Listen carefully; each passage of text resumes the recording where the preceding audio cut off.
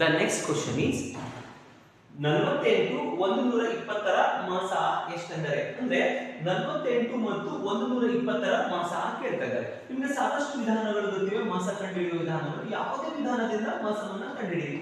ನೋಡಿ ಈ 48 ಮತ್ತು 120ನ್ನ ಭಾಗಿಸುವಂತಹ ಸಾಮಾನ್ಯ ಭಾಜಕ ಯಾವುದು? ನೋಡಿ 12 ಇದೆ.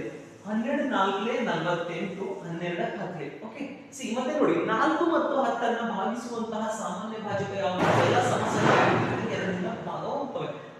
2 2 4 2 5 10. ಓಕೆ 2 ಮತ್ತು 5ರ ಸಾಮಾನ್ಯ ಭಾಜಕ ಒಂದನ್ನು ಬಿಟ್ಟು ಬೇರೆ ಇಲ್ಲ. ಹೀಗಾಗಿ ಮಾಸ ಏನಾಗ್ತದೆ ಅಂದ್ರೆ ಓಕೆ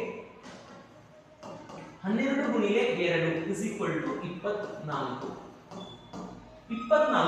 48 ಮತ್ತು 120ರ ಮಾಸವಾಗಿದೆ. ಹೀಗಾಗಿ ಯಾವ ಆಪ್ಷನ್ ಸರಿಯಾದಂತಹ ಉತ್ತರ? ಆಪ್ಷನ್ ಸಿ ಸರಿಯಾದಂತಹ ಉತ್ತರ ಆಗಿದೆ.